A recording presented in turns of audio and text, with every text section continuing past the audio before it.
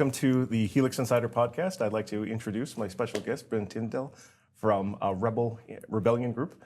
And it's very, very nice to have you on our show today. How are you? Thank you. Thank you very much. Doing well. Appreciate the opportunity. Yes.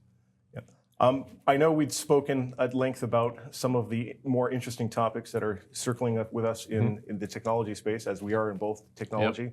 And I think our listeners are really curious about all of the new developments in AI. Everyone's talking about AI these days.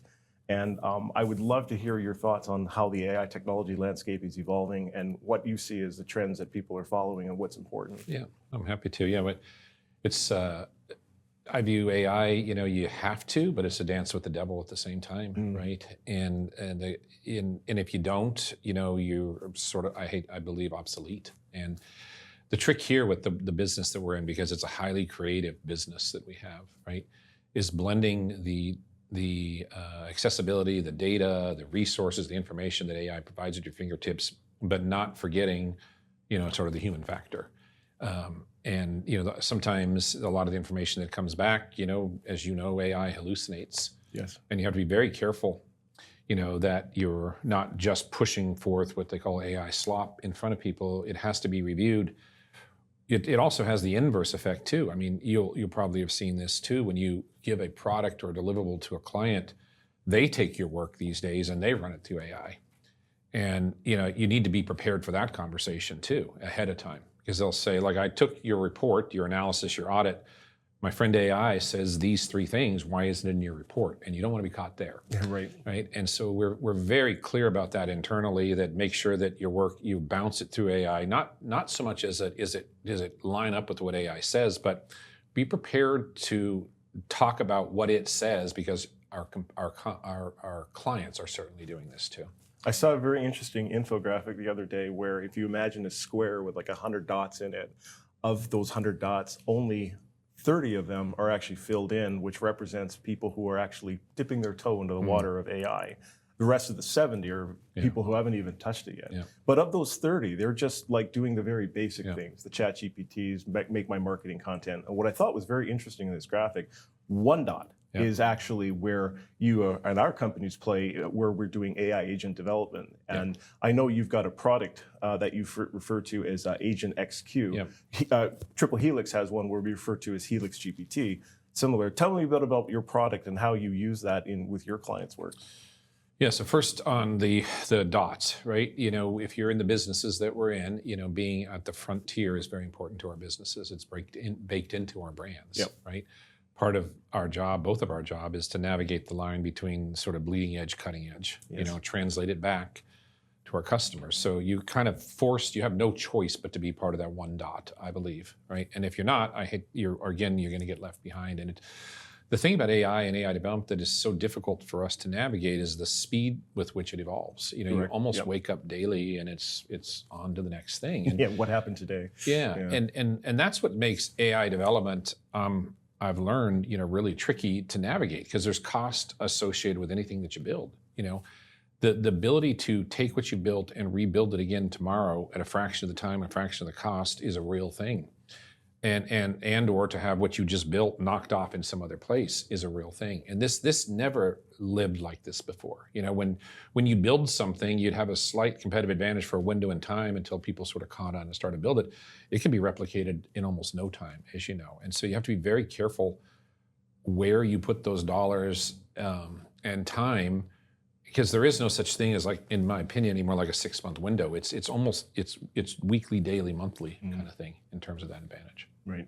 Have you seen anything like that too in your world? Oh, absolutely. I mean, we wake up, like as you said, every morning that we're like, what happened in AI? And what is like the new evolutions and the things that are happening. Just keeping a track of which models to be using. We're very big on Claude and the Anthropic families of models, and even these things are advancing considerably. A point about where our customers are using AI. A lot of them are playing with AI in their marketing, they throw it documents and they say, here, provide me some insight on this. But what we're noticing with AI agent development is that you now have something called a model context protocol way of actually having an AI speak to your data. And that's something we've never had before. And we used to try to do that with machine learning, and to some extent we still do that. But with this ability to do an MCP layer, now you have the ability to have an AI safely talk to a customer's data and generate that insight. It's almost like you could generate company name GPT, and they could ask it questions. And I'll tell you, that's the thing that we've never seen before. And the speed that you can do that is just unbelievable.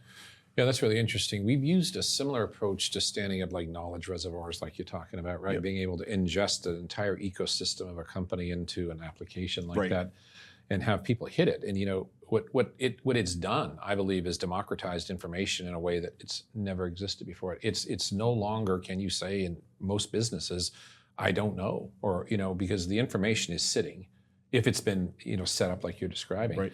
And it's at your fingertips now. It's a prompt away from something that happened 15, 20 years ago. What did we do? How did it work? What was the cost? All of that's sitting in a knowledge reservoir now. Right? You said something earlier, and I think it's quite important, is that, with AI, there's also the potential for its misuse. And you referred to AI slop is quite accurate. I personally find it very frustrating. Like, I have lots of software, Microsoft products, for example, that I'm looking for a certain feature. So I'll type it into Google, and, the AI is built in now, and it's giving me results. Oh, the thing you want is in this tab, and it's in this format. I'm like, it's not there. It's frustrating. But the one most important thing that they tell us, and what we tell our companies when we're giving them these tools, is never let the AI make decisions for you. So if you ever say, hey, what do you think about this?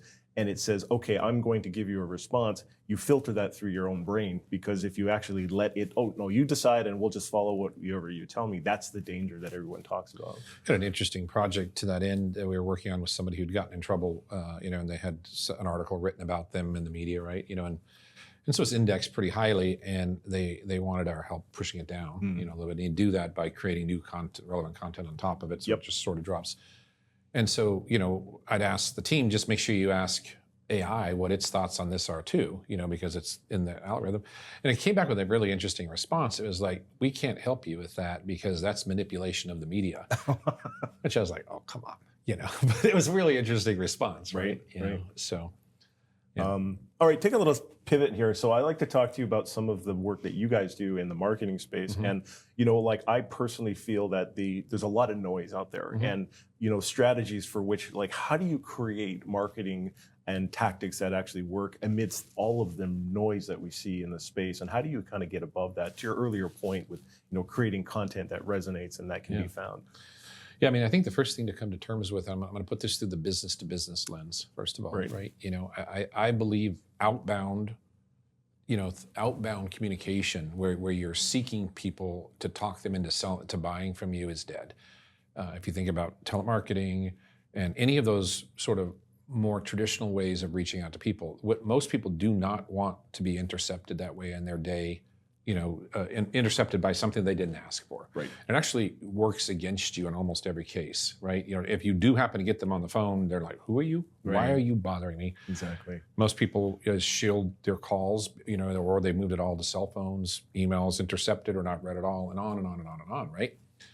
And so we've really much entered a window where I referring to it as people need to feel like they've discovered you, is what I say, right? In other words, don't come find me.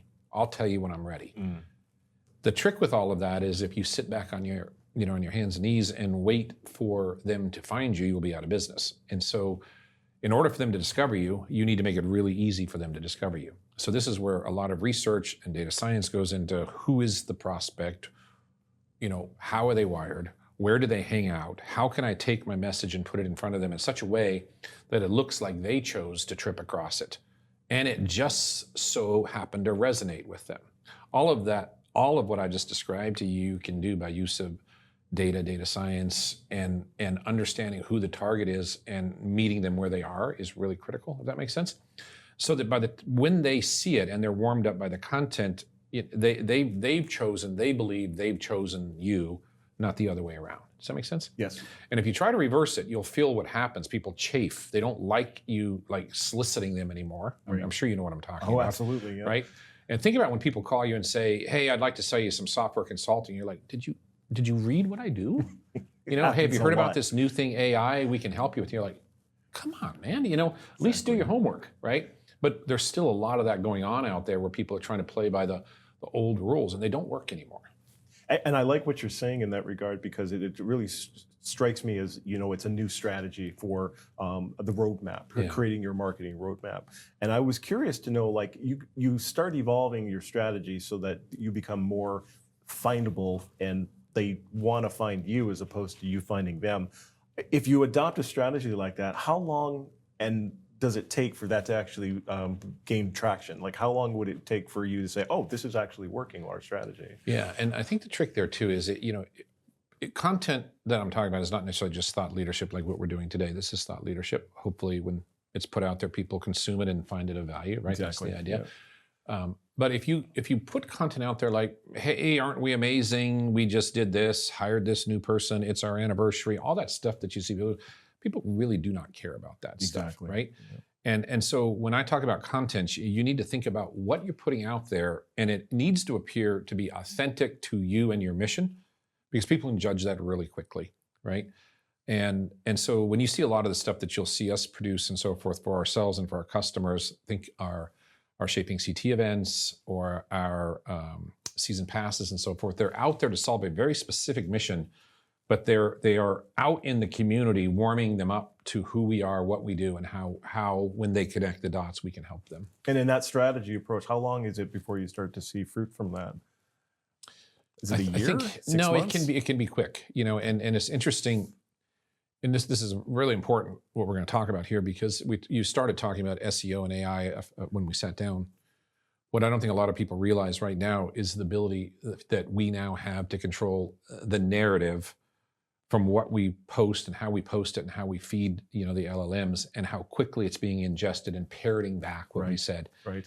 It's somewhere between 12 and 48 hours. You can make a change to your digital footprint, and then ask any of the AI applications, tell me about Jason, tell me about Triple Helix and so forth, and what you just said is now there. That's unlike any time before, right?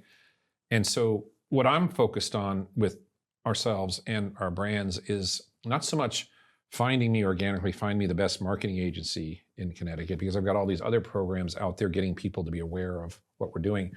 What I want to have happen is when they've heard about us, they go to search it in this way, and then what AI pushes back tells the story exactly like I'd like it to be told. Is Rebel an expert on such and such a topic? Can Triple Helix help us with these 13 things?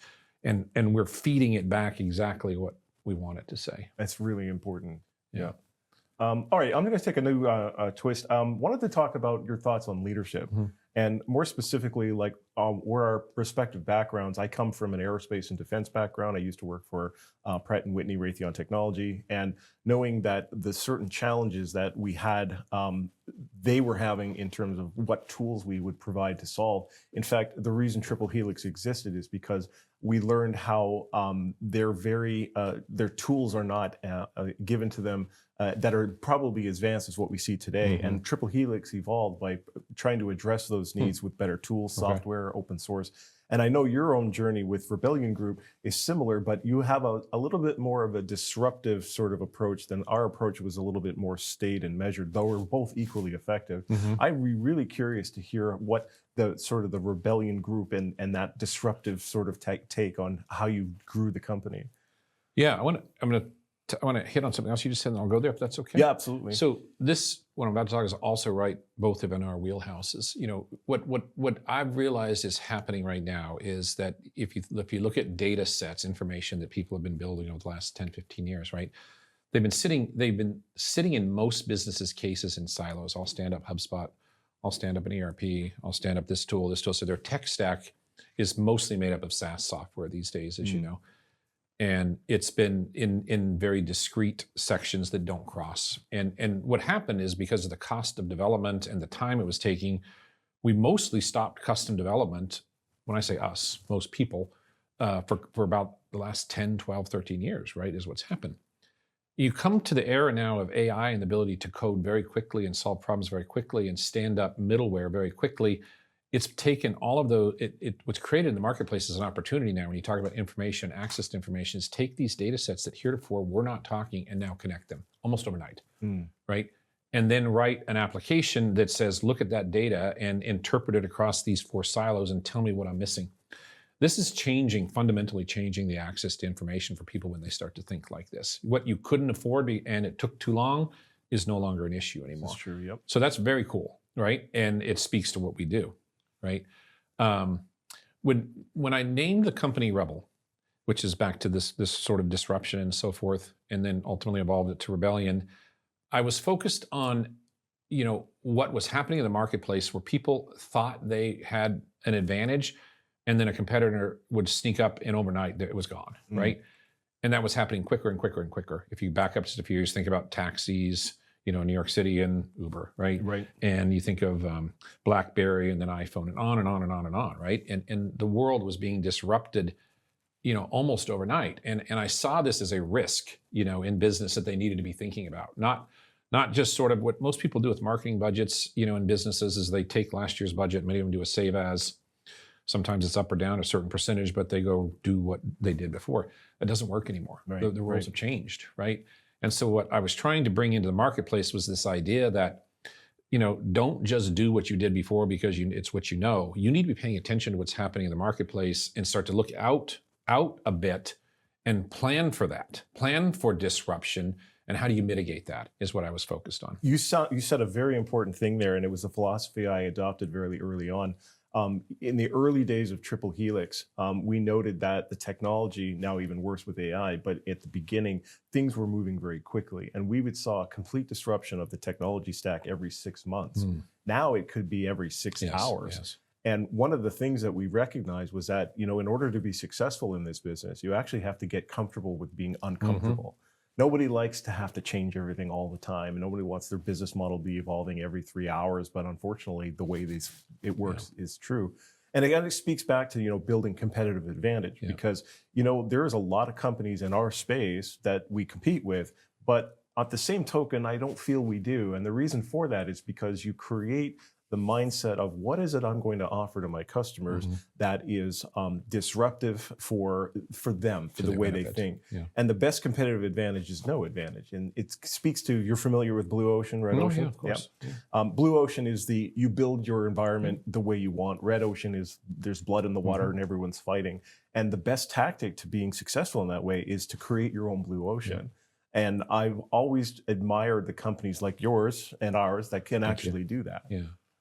Yeah, I think it's move the battle where they're not, right? What is a piece of real estate that you can own and defend that no one isn't there? And to your point of earlier, like you have to look out and plan ahead and position yourself for that, right? And the defensibility of that, like you just said, is no longer over a protracted period of time. It happens very quickly. Then people catching up and adopting it, right? And so to your point about staying ahead. It's not daily, but it's pretty damn near that. You have to wake up and get a real good sense of which way the wind is blowing and begin to shift your strategy around it. And if you thrive in that kind of environment, and many entrepreneurs do, change and evolution, you can be successful. If you like rigidity and same as, it's going to be you're in for a bumpy ride. Yes, for most companies, right? Yeah. So, you and I are both based in Connecticut. And I mean, I love working here. I grew my family here. My kids are here and our company is here. And we've definitely benefited from some of what I would call the Connecticut technology ecosystem. Talk to me a little bit about some of the tools that you've used and some of the relationships you've built locally. We certainly have made good use of what the environment has given us. Absolutely. Yeah. And, I was looking around at what the CBIAs and the CCATs and, any number of those advanced CTs and so forth they're doing, Constep, and they're all doing great work, right? One of the things I noticed that wasn't happening as much is, were they all actually in the same room talking about the same problems, or were they trying to solve them in their own silos? And in most cases, you'll see in Connecticut, that's for the 169 towns or whatever we have and the 169 chambers and so forth, People are working in their silos and their fiefdoms. And, the problem with that strategy is when dollars get doled out to those entities, you get a little, and you get a little, and you get a little, and you get a little, and it makes it very difficult to actually solve things in across what's needed here, right? So they're solving it in what they can, and they're doing a great job. But what if everybody got to the same table and talked about it and started to collaborate? And that is one of the things that's missing in this state. So what I had done when I launched the Shaping CT's Future platform, I don't know if you've been to the events and stuff, idea was everybody has a seat. It's not political.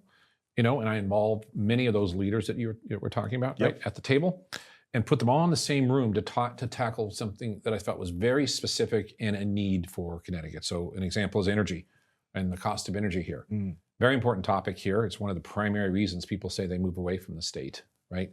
And so we got, the nuclear power plant and Eversource and so forth in the room, the presidents and so forth, and had a pretty heated conversation around what do we do, how do we solve, and how do we get this information back to the people who can actually do something about it. So I think we need more of that here, and then a plan to take what we heard, what we learned from these people and execute against it. Right.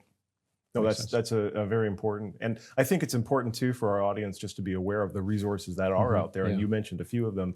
CCAT is the Yeah. Connecticut Center for Advanced Technology. We actually have our offices at CCAT did not because know we're that. part of that ecosystem.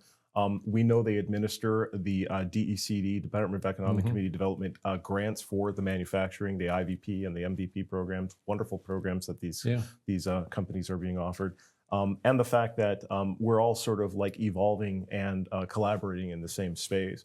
You mentioned Constep, that's the state's MEP. Yeah. They're doing great work with our manufacturers and supporting. In fact, we are a third-party provider to them to help them do their mission. So it's nice to be part of that ecosystem. I would be remiss if I didn't mention some of our partners too with Constep, and we are actually part of CBIA, which you also mentioned. Yeah. So it's nice to be part of their family. It was very interesting that one day they were there was a company that needed our assistance, and CBIA it was their company, their member company, and they said we'd like to give a referral to Triple Helix, and CBIA said, well, we want to make sure that we're giving it to one of our member companies, and it so happened I had joined CBIA the very same day. Yeah. And so it was a really nice synergy. They were like, oh, wow, perfect. We're going to give this to Triple Helix. Yeah, they've got that nice little referral center that they've built where people can come in and say, I need a, and then they send it out to their members. So they do a good job. Chris Stephentima has been to a bunch of our meetings. Oh, yes. Very familiar with Chris. Very, very appreciative of our relationship. Yeah.